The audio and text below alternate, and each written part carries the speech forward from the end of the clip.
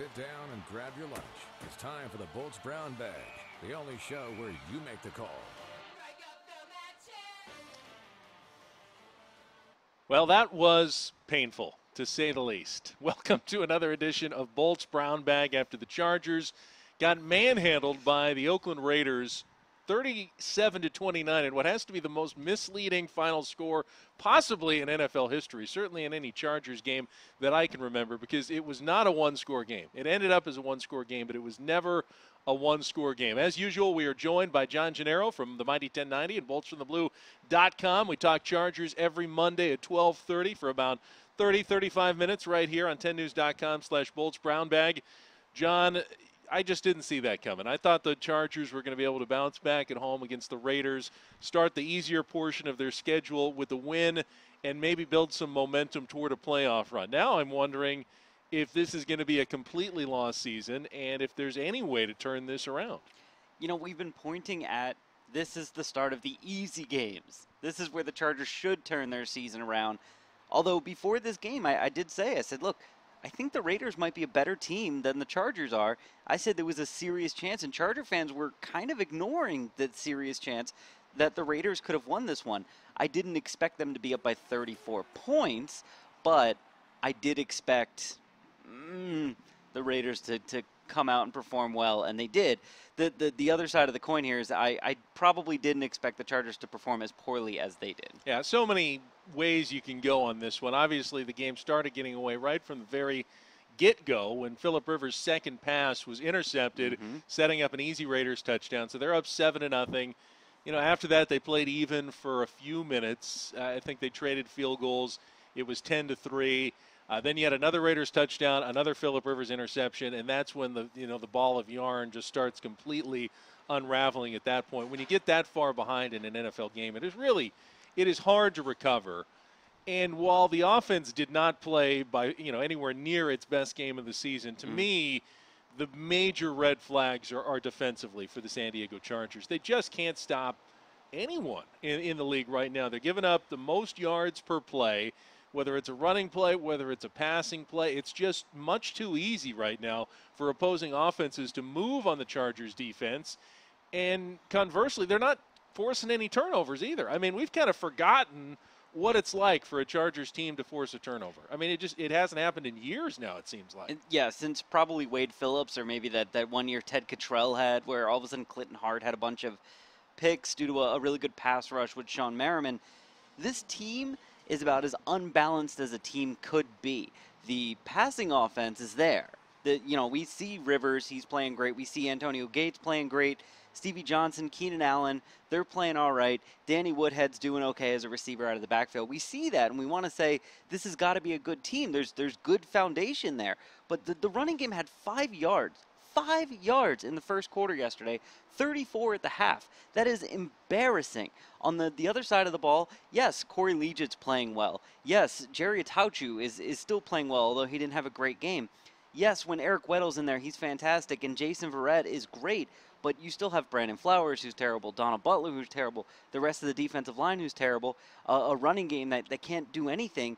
This is a team that defines football in showing you that you can have a lot of great players, but it doesn't matter if the rest of the team stinks. You have to win as a team. All right, we're already getting a lot of comments using the hashtag BoltsBrownBag on Twitter. So if you want to send us questions, comments, we're going to read them during the show. But before we get to that, I do want to get to the head coach a little bit. And we're going to be discussing his status both now and moving forward. I would say the one thing that Mike McCoy did right, though, yesterday was he had a very apt description of how the Chargers played in the first half of the game. We've got that tape for you. Yeah, it's pathetic. That was terrible. That first half is pathetic. I mean, no excuses. It starts with me as the head coach. Put it on me. Pathetic is the word he described. That's perfect. Coach, you nailed it. You absolutely nailed it. You may not have gotten anything else right during the day, but you nailed your team's description in the first half. Right, and he's right. It was pathetic. Part of the reason is him. He's right. Put it on him. The coaches underneath him have not performed at all this season. The players are unmotivated when they get on the field, despite the fact that he said in that same press conference, no, there's no problem with motivation on this team. There's plenty of problems, and most of them come from Mike McCoy or come from people that Mike McCoy has hired. Okay, hold that thought, and let's get to some of the tweets here, because C. Marsh Metros tweeted in saying, are there any signs that McCoy has lost the locker room? I think there's certainly signs there. I can't tell you that he certainly has. And a locker room is a place that it's not simply, oh, you either have it or you don't. You always have some players. Other players are more questionable. If you're winning, you're going to have way more players than you do when you're losing. And right now the Chargers are losing, so there's got to be some guys in there who are questioning Mike McCoy. I don't think Phillip Rivers is one of them. He's not the kind of player who questions the coach in my mind. And I will say, I think Mike McCoy has lost the locker room, but I will say that doesn't mean he can't get it back. This team, a couple of wins, and they could be fine. As far as Phillip Rivers goes, one of the things we saw that extended Norv Turner's tenure in San Diego was Phillip Rivers vouched for him. He went public. He went to the media and said, this is a great coach. We owe it to him to perform better. I'm not seeing that from Phillip Rivers. This last week, what we saw was finger pointing at the other players. And it just seems like when you have the old guys calling out the young guys, you have Melvin Gordon, who after the game said he had no idea why he didn't play in the first half of this game, while Mike McCoy's over there saying, well, this was our game plan all week long. There's a lack of communication. There's a bunch of finger pointing to go around. And, it's just no one's happy right now. Before the game, Michael Gelkin reported that Melvin Gordon wasn't going to play. He was going to precautionarily be held out. Michael Gelkin doesn't get these things wrong. But then after that, Marty Caswell from the Mighty 1090 tweets out a picture of Tom Telesco and Mike McCoy watching Melvin Gordon sort of test out his knee or his leg or whatever it is. And all of a sudden, Melvin Gordon is back in the lineup. There's no precautionary holdout. He's in there. I think there's even a little bit of a rupture right now between the GM and the head coach. When you've lost 3 games in a row and your next one's not going to be an easy one to win, there's a lot of people that are just want to throw everyone else under the bus to try and save their own butt. All right, Helix 760 tweets in, play GM and explain to fans why McCoy is still coaching our team. All right, so let's put on the hat of Tom Telesco right now, if that's the GM you want us to play. First of all, I hired Mike McCoy. That was my first biggest decision. 1 week after I was hired, I picked this guy as my head coach. So I'm not going to just abandon him lightly. Right. Now, we're certainly getting to the point where you're evaluating very strongly whether he's the right guy moving forward. But I'm not just reacting after one embarrassing loss and saying, okay, hit the door. But now at this point, I'm saying, okay, the warning signs are there. If this keeps going, certainly at the end of the season, if the Chargers finish 6-10, 5-11, which really was what they're on pace for right now, I can't see any scenario in which Mike McCoy is back for the final year of his contract. You made a good point last night on Valley View Casino and Hotel Sports Extra when we were on. When you go into the last year of a contract, other than maybe Bud Black with the Padres, you either get an extension or you are fired. It's the same thing that got Marty Schottenheimer pretty much out the door, in addition to losing the playoff game at 14-2. They didn't want to give him an extension. They didn't want him to go into the last year of his contract. He didn't want to go into the last year of his contract without a deal, because that's a sure way to lose your players very quickly if they think you're a short-timer. So really, at the end of the year, they have to make a decision one way or the other on McCoy. And if they're coming off a 6-10 season, it seems to me it's an easy decision. Yeah, as far as why he's still the coach right now, heading into the season, no one was sitting here saying Mike McCoy is one of the worst coaches in the league. No one expected this team to be 2-5 after 7 weeks. I picked them to be 12-4. I mean, there was high hopes for this team. It seemed like the talent was there, and despite the fact that Mike McCoy had a bit of a down year last year, it seemed like Frank Reich's going to figure this out. John Pagano's doing all right. Jason Verrett's going to grow. Maybe even there was rumors that Donald Butler was going to get back to the player he was before his big contract. There was a lot of hope here, and we thought Mike McCoy might be the guy to pull it all together. You don't make coaching moves this early into the season unless you're the Miami Dolphins and you've been wanting to make that coaching move for a year and a half. So they should have made it before the season. They should have made it at the end of last season. For whatever reason, they waited. They realized they made a mistake, and they acted early this season. I think that's 2 consecutive years in which Joe Philbin's team imploded at the end of the year and they missed the playoffs. So he should have been fired in the offseason. They realized their mistake early. But Mike McCoy was never at risk of being fired at the end of last year or at any point during this offseason. So they're giving him a little time, because right now firing him does almost no good. Not to mention, when teams fire their head coach, it is almost exclusively during their bye week, which the Chargers haven't yet to hit. T-shirt Tech tweets in, what other coach is one game above 500? What do I think, 20-19 now? Yeah. Is that right for Mike McCoy? I believe so. And has a franchise quarterback. None. McCoy needs to go. We do have a poll question up right now, as we do during the show every week. If you're following along right down the right side of your computer, you can tweet in. Thought we'd ask about the LA question with the Raiders in town, and I simply, made it simple. Who do you think is going to be playing in the NFL in LA next season? Will it be the Rams, the Chargers and the Raiders, the Chargers and the Rams, or none of the above? There won't be any teams in LA next season. So we got some early results in for the poll question. Let's see what we've got here. Just Rams at 43%.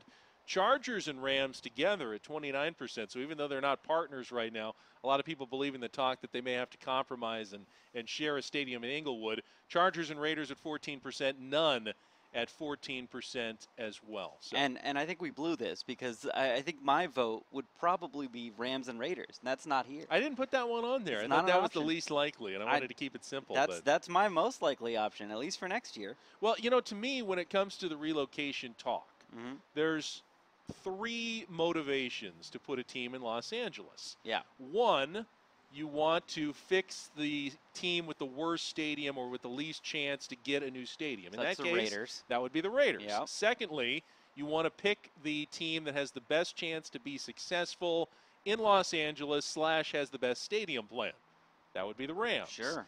Or C, you want to reward the owner who has played the game the best with his fellow owners and has been the good soldier and has been waiting the longest to try to get something done. And if that's the case, that would be the Dean Spanos and the Chargers, I would say. So those are the three motivations. To me, the worst reason to pick who goes to Los Angeles is C. You don't do it just to make one of the owners happy because you like the guy. You may like the guy, but that's the worst business decision. And we're talking about 31 other businessmen who make decisions based on cold calculations, their chances to be successful and make money. So why would you choose the Chargers over either the Rams or the Raiders in that scenario? Well, exactly. And the way that I think about it right now, and this is going mostly off my own opinions, but you have the ability to knock out both of those things in one. There's no reason that the Raiders can't pair up with the Rams. And there's even been rumors and speculation. Mark Davis even hinted at it in an article this morning in the LA Daily News, saying that the Raiders were looking at bringing in an investor that had strong LA ties. So now you have you're getting the team out of the worst stadium situation in the Raiders, and you have two teams that could probably be very successful in LA, and you're picking the best stadium project in Inglewood. That's why I think the Chargers have the worst case. Outside of the fact that they've been looking for a stadium the longest, they have the worst case for moving to Los Angeles out of the three teams. Jameson tweets in simply, how do you keep supporting this team? I think it's a good question. A lot of people aren't. If you've seen the stadium the past two home games against the Steelers and the Raiders, at least a lot of the people who buy tickets aren't supporting the team in person. They're selling their tickets to opposing fans. It's a virtual, at least road or neutral game the last couple of weeks, and I would imagine the way things are going, when the Bears come in a couple of weeks, it's going to be a lot of Chicago fans. Yep. I mean, there's a lot of, Windy City transplants over here as well that would like to see the Bears play in person. But I think the answer is just as simple. How do you keep supporting the team? 2 words. Phillip Rivers. That is the easiest way. He is easy to support. He's the one guy who you can continue to get behind, and he's having an amazing season. I mean, not wins and losses, but he's on pace, I believe I saw now, to break NFL records for both yardage and completions in a single season. And attempts, by the way. Unbelievable. I mean, the last 2 weeks he's thrown over 120 passes for about 900 yards, I believe. I don't care. I don't care. That is not something to, laud him for. That is a symptom of the overall disease. Phillip Rivers has to throw on every single down because they can't run the ball. He has to throw on every single down because they're down by double digits in the first quarter every game. It's not that like, Phillip Rivers is just choosing to put up these massive stats. He's getting the massive stats because he's literally the only person who can get them on the entire team. This is, you know, to make a comparison to NBA, this is a bad team. You look at their best player and you go, wow, that guy's putting up 25 points a game. He must be good. He's not good. He's just the only guy who gets to shoot. All right, let's look ahead a little bit because we've got some forward-looking questions as well. But I want to start with some changes, or do there need to be changes with the San Diego Chargers right now to fix this team? If you ask Mike McCoy, even after yesterday's loss, he remains pretty confident that he thinks this is still going to be a good team. Listen. We got plenty of players to win. Yes, we do. Yes, we got plenty of players to win football games. We've won games here before. Yes, yeah, we got plenty of players to win. We're not making excuses here. We got a talented football team. We got to play better football. Okay, we got good enough players to win. We're going to win here. Okay, we're going to win. We got to go. We'll pick ourselves up and go again. You know, I know I've said that. It seems like 5 of the last 6 weeks now, but that's all we can do. I mean, there's really there's nothing I can say that will make everybody go, oh, okay, so that's it. You know, we got to wait 6 more days until we get another try. I actually don't mind a little feisty and defiant Mike McCoy there. Can I just translating body language for a second? Why did it look like Mike McCoy wanted to fight the press? He literally, and I think that was Jay Paris. That was our mighty 1090 colleague Jay Paris. And it just seemed like Mike McCoy, the way he was staring at him, addressing him, cutting him off, and he just looked like, look, if you ask me a question I don't agree with, I'm going to fight you. And I don't like that. I do like the fact that what he did is stepped in and defended his players. I mean, Jay was insinuating, or at least asking the question, are these guys good enough to actually win games? And he was giving the coach basically an out. He was giving, you know what, we may not be good enough. And that's an easy way for the coach to say, hey, not my fault.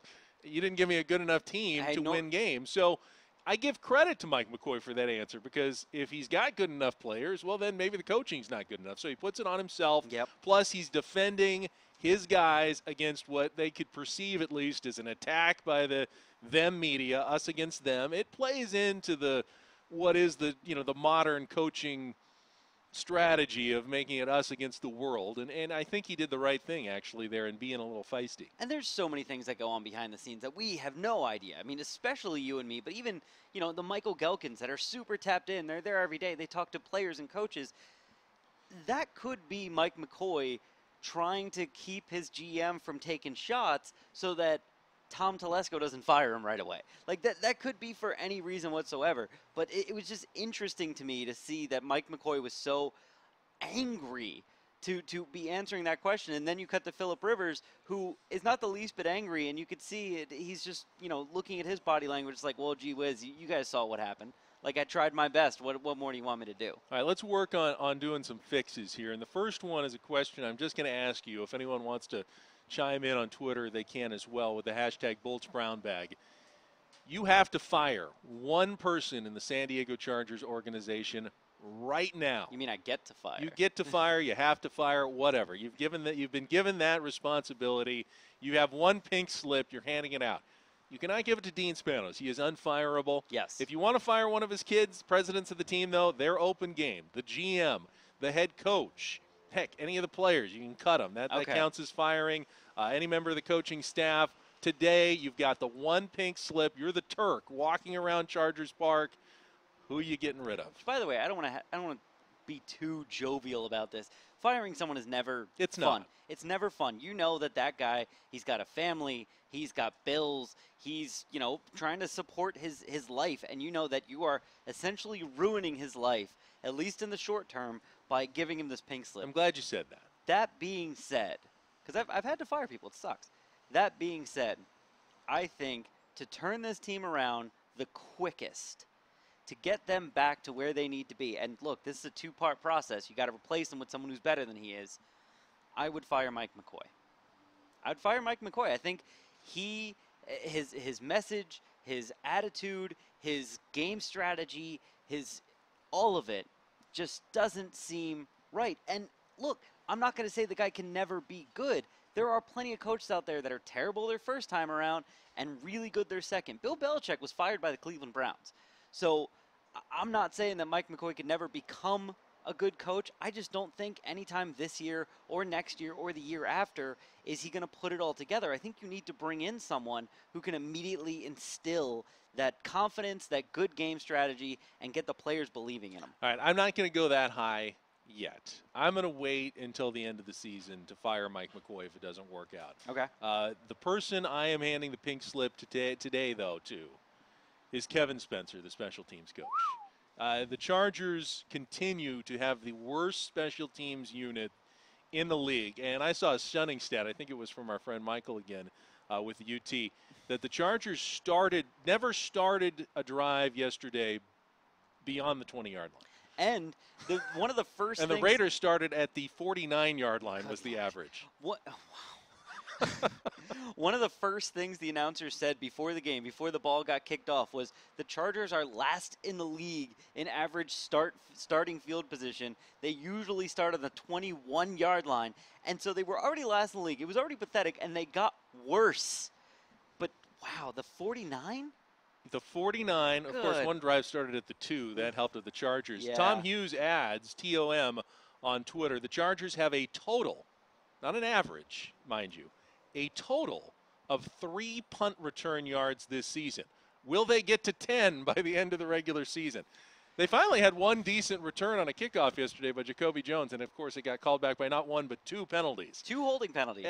They just don't seem to have a plan on special teams. Right. I'm not sure what the philosophy is, and I've heard this from inside the building as well, that it's just the most disorganized unit of the Chargers, certainly of the 3. Yeah. And remember, in 2010, the Chargers had a great offense, a great defense, and they missed the playoffs because they had the worst special teams in the league. Far and they away. fired Steve Crosby that year. Yep. They came back. They went, 11-5 the next year. Rich Bisaccia. And then, of course, lost in the playoffs because their kicker missed 3 kicks. So special teams cost them again. But this is to me is the bigger concern. If you're losing the field position battle by 30 yards, you're never going to win a game like that. And every day, I mean, you'd think once they'd luck into a return, or once they'd actually stop someone coming out before the 20-yard line. Yet it seems consistently every single time, if a kickoff is returned by the other team, they're starting at the 25, 30, 35, 40. If the Chargers bring it out of the end zone, they're not even getting to the 20-yard line. Why even bother? Why did you spend the money on Jacoby Jones in the offseason? It's just your completely most wasted unit on the field. Yeah, there's a handful of ways in which a team that is not very talented can still win games consistently in the NFL. You can win the time of possession battle, which sometimes the Chargers do. You can win the turnover battle, which the Chargers almost never do. You can win the field position battle, which the Chargers never do. Or you could win in the penalties. And I think the Chargers had less penalties than the Raiders yesterday, but it was close. And that's scary because of how many penalties the Raiders had called on them for how many yards yesterday. Basically, it doesn't matter how talented this team is because they make so many mistakes that it just doesn't matter. All right, John, hold that thought, and we're going to look at you in a second because we're going to set up our pick'em contest. I want to get the scoreboard all right. Okay, there it is. And you know what? I kind of lucked out this week. I'm going to say I've gotten 5 of my possible 6 points, and I've expanded my lead to 29-25. You've got 3 out of the 6. Right. I got a little lucky. You had the first pick on the upsets this week and took the Eagles. I was planning to take the Eagles, but you can't take something that's already been taken, so I switched over to my second pick, the Jaguars, and that ended up working out for me. So, and Chris has not gotten a point yet, but he's still got the 2 available tonight for the Ravens. I'm going 1 for the Cardinals, and if it comes inside the spread, we could both actually end up winning that one. Chris is having a little bit of a rough season picking games. Yeah, it's not horrible. I think we're both doing pretty well after week 7, but that's what we had this week. So I thought the Eagles was a good pick, just didn't work out. And how about Ron Rivera and Mike Tolbert, the former Chargers, going undefeated now, 6-0 for the Carolina Panthers? You know, that's an interesting thing. Watching Cam Newton the last few weeks and actually watching Tom Brady and seeing analysts do a deep dive on Tom Brady and what he's done with his game the last couple years, one of the things I noticed is Tom and Cam Newton's part of this too, they move around in the pocket. Russell Wilson is moves around in the pocket. You don't even have to be a mobile quarterback. Just move around in the pocket. It's something that Peyton Manning doesn't do well at all, and it's one of the reasons he gets hit so often these days and why he's had major injuries. Phillip Rivers, not great at moving around in the pocket. And I remember hearing, I think it was not this past offseason, but the one before, that Tom Brady watched the rest of the NFL games and said, that's something I don't do well. I don't move around in the pocket nearly as well as these quarterbacks like a Cam Newton, and he started doing it. And look, those are two of, 4 undefeated teams this year. You can really win a lot of close games if your quarterback has, the ability and works at not getting hit. I like to give out a Bolts Brown Bagger of the game each week. I'll have to admit, it was very difficult this week to come up with someone to recognize and honor in yesterday's performance. But there was one player on the San Diego Chargers who, to me, did really nothing wrong. And so the Bolts Brown Bagger of the game is Josh Lambo.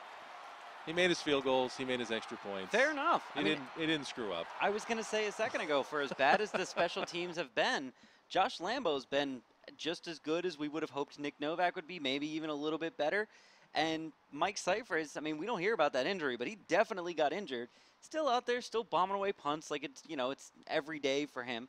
So at least when it comes to the guys kicking the ball, the special teams is great.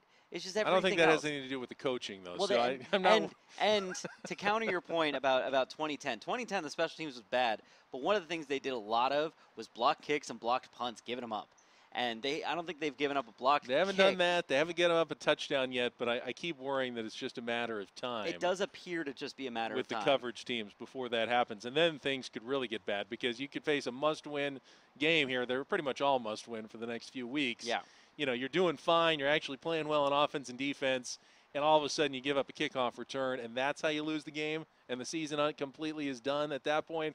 That's going to be painful. I want to address that now before it absolutely costs them another game. And a lot of people are comparing this Chargers team with the 2003 team that I think went 1-15, and that team had terrible special teams, and they always, right when they would get a lead with a minute left in the game, they'd give up a 70-yard kick return. And I got to imagine that at some point during this season, we're going to see something like that. All right, before we get to the 3 questions, one more tweet here from Kartik, who says, what's the first step in rebuilding? Should the Chargers take that route if this season ends in a disaster? They're almost there anyway, because Eric Weddle's not going to re-sign. Antonio Gates' contract is up. Donald Butler, I think this is the offseason. But you just re-signed Phillip Rivers. You're not really going to rebuild if you've got a franchise quarterback. No, you can totally rebuild. You can retool, you can What you do, and I know Mike McCoy and Phillip Rivers and Malcolm Floyd and Antonio Gates, that last week were upset about all the young players. But look at Tom Brady's team. He just won the Super Bowl this year, and I believe he's the only player left from the team that won Super Bowls previously with the Patriots. So you have your quarterback. That doesn't change. What you do is you build with young players around him. You rebuild with a young offensive line, which is going to be difficult now. Because those guys are signed to big contracts. You start drafting defensive linemen high who can play well, and you use those high draft picks you've been trading away to get a Manti Te'o, to get a Melvin Gordon, and you use them to replace guys like Eric Weddle and replace guys like Malcolm Floyd with young playmakers. Well, the contributions from this past draft have been extremely disappointing. Yeah. Melvin Gordon, while not an outright bust yet, certainly is not what they were hoping early on. Right. It looks like Denzel Perriman, did they officially place him on the IR? But they're saying a torn pec muscle They probably. haven't placed him on IR officially, but it seems like that's coming at some point today. Craig Mager, I don't think, has been active for a game yet. He's been hurt the last few weeks. Darius Philon is on injured reserve. There's not a lot to like from this draft class. And actually, if you look at this roster and look at it just from players that Tom Telesco has either signed or drafted, the only one who seems like he's worth a damn is either Keenan Allen or Danny Woodhead. All right, got the 3 questions from our web editor, Ferris Tanyos, who is still a little bitter that our 3rd headset is on the blink, because question 1A is, who wants to volunteer to run down to Radio Shack and pick up some duct tape to fix this 3rd headset? Rex Ryan knows what I'm talking about. I'm sorry, Ferris. The Bengals still stink, and you still have no way to respond to that. And you can't respond to Not that, at right? all. The undefeated Bengals worst undefeated team in the history of football, right? Man, it's almost like I broke that headset on purpose. All right, first real question. The NFC East and AFC South are abominations, says Ferris. What changes should the league make to ensure the Colts and Giants don't get home playoff games, a la the 7-9 Seahawks, the 8-8 Chargers in 2008, who got a home playoff game and beat the Colts that year? I mean, that's the way it works. As long as you're going to do divisions like this, I don't know. I mean, what rule do you make? You have to have a winning record. You have to have 10 wins to get a home game. Where do you draw the line? But then what do you do if one of these teams is 7-9, but they won their division? I mean, you throw them out? I mean, they still won their division. I know divisions are important. I know they're important for rivalries and all of that. I don't know that they're important for playoff seeding. The NBA this last offseason changed it where their divisions are essentially meaningless now. Those are the teams that you're going to play against the most. But when it comes to who makes the playoffs and who you play, it's all just conference, ranked by I think conference. you have to get in the playoffs if you win your division. If you win your division and you're 7-9, I don't have a problem making you the 6th seed. Absolutely. Yeah, no, Yeah. and it just like in the NBA, if you win your division but your record says you're the 8th seed, then that's it. You're the 8th seed. I don't care. You got in. Good job. So just reseed based on record That's once what I the would season do. is over. That's what you I would get do. your 6 playoff teams, your 4 division champs, your 2 best teams that didn't win a division, and then you seed them 1-6 based on their record and Right, tiebreakers. and as much as he's kind of joking there, you can't hold the Colts or the Giants out of it if they win their division. Because what we've seen, and the Giants are a perfect example of that, some of these teams that just barely get into the playoffs sometimes end up winning the Super Bowl, or at least going to the Super Bowl. You got to give them that shot. All right, question number 2. Why are the Cowboys defending Greg Hardy? Owner Jerry Jones came out after Hardy kind of went a little crazy on the sidelines yesterday and got into it with former Chargers special teams coach Rich Bisaccia. Yeah. Knocked the clipboard out of his hands, and little guy Bisaccia was right in Hardy's face. I was impressed by that. You know what? A lot of people have also dismissed it, saying, hey, that stuff goes on sidelines all the time. You can't, hold the big guy responsible in the middle of a game for losing his cool like that. I don't know. I was thinking about it earlier. You remember a couple of years ago, San Diego State women's basketball coach Beth Burns got fired basically for knocking a clipboard out of the hands of one of her assistant coaches in the heat of a game when she was upset. So, but Greg Hardy, it's okay because he's a big, tough football player that he doesn't have to face, the same responsibilities that other people do in their workplace. Here's why they had to defend Greg Hardy. Because I know Greg Hardy's got a little bit of a history. He's coming off a suspension and, he's got all this off-the-field issues.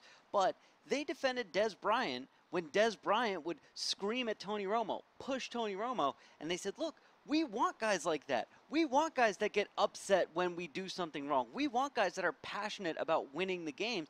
And then it was a great moment when Des Bryant and his broken foot came out 4, 5, 6 weeks ago when they won the game after he got injured, and he's screaming and he's cheering his players on. You can see he cares so much about winning this game. Those are the types of players the Cowboys say they want. And sometimes when you get players like that, they're screaming at people when you're losing the game. That's what you have to deal with to take the other side of it, which is they live and die with whether or not your team wins or loses. Bad guy, Greg Hardy. Bad guy. Bad guy. Good player. Great player. Like Get dominating to player. And obviously part of that is because he cared so much. So you really have to take the good with the bad when it comes with this. All right, and question number 3 from Ferris. You have been named the new Roger Goodell. You have unlimited Kim Jong-un-like power. What's the first thing you do? I'm walking into like a really fancy New York restaurant without a reservation and just taking a table. I'm Roger Goodell. I don't need a reservation. That's what you're doing as Roger showing Goodell? up. Yeah, exactly. Oh, you mean like change the game? What do you do? You know what? I'm gonna go halfway between changing the game and your dinner table. Is I make a decision on LA right now. I make a decision, I make a plan, I stick to it. I don't hold it over the heads of San Diego and Oakland and St. Louis. I go, look, this is what I'm planning on doing. He's got some sort of idea what he wants to do. I would just be very public about this is what I want to do, this is why I want to do it, and we're going to do it. Inglewood is the best plan. The Rams, St. Louis, are the best team for Los Angeles. That's how we're going to be the most successful. Right, and we want to work with this guy that just became the mystery investor of the Raiders. So those are the guys. So San Diego, either get together with the Chargers or we'll send an NFL negotiator down there to be the proxy for the Chargers and figure it out, but we'll help you in some other way. I mean, it's October 26th. We have 4 more months of this garbage to work through, and I want it over. So if I was Roger Goodell, I'd make it over. All right, speaking of the LA situation, update the final poll results, at least for now. They say the Rams at 53% are the team that will be playing in Los Angeles next season. The Chargers and Rams together, 20%. The Chargers and Raiders together, 13%. None, 13%. And John Gennaro, with his off-the-board Rams and Raiders write-in vote, gets at least the 1% there for you. Which it could happen. I'm not going to say it can't. My gut still tells me that the Rams will get the approval because they have the best plan. Yep. They will build a stadium that will be able to house 2 teams, and there will be some sort of deal in place that if the Chargers don't get what they want here in the next couple of years, when that stadium opens, they will move in as partners with the Rams in Los Angeles. Sure. But that'll give enough time and enough leverage, I think, for the Chargers to get a satisfactory solution, either in Mission Valley or the Convention Center stadium plan that I like in downtown. So that's my gut still. But the Chargers are going to still full steam ahead toward Carson until something changes because they can't take their foot off the gas now. Right. If they show any signs, people always ask me, why aren't they working with San Diego? If they show any signs that they're not 100%, it's going to be very easy for the other owners to say, oh, well, they don't really want it that badly. Right. Let's just give it to the Rams. Right. So they can't do that. I do understand, as much as it's frustrating to fans, I do understand why their foot is completely on the LA gas pedal right now. Right. If they sit there and go, we've been working on it the longest, we have a great plan, our thing in San Diego stinks because we've been trying for 17 years and we haven't got something done, they're just making their case that if they don't get Los Angeles, they're screwed. And the reason they have to do that is so that if they don't get Los Angeles, someone has to help them out in some way. Chargers-Ravens next Sunday. They've played 2 very entertaining games the last 2 times they've met. Last year, Chargers down 10 with about 3.5 minutes to go. And they won. And they rallied to win by 1. Yep.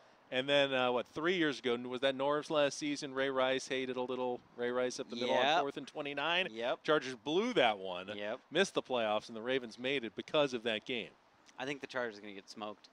Ravens are not good. Then they have a short week because they're playing tonight in Arizona on the other side of the country. There's a lot of things, actually, that work in the Chargers' favor for this game. There's a lot. But they're 0-3 on the road. They have to go to the road. Baltimore is not an easy place to play. It's an early game. The Ravens are not a bad team. They play a lot of good teams. They're not a bad team, although I think they lost to the Browns, who the Chargers just narrowly edged out. They did. The week after the Chargers beat them narrowly. Right, but that's a division rival. That's a little bit different. I think right now the Ravens are not a bad team. They're not a good team, but they're not a bad team. They're average or slightly below average. I think the Chargers are a bad team, despite the fact the Chargers have an extra day of rest. They also have a day of travel that the Ravens won't necessarily have, although they have to travel after this game to get home.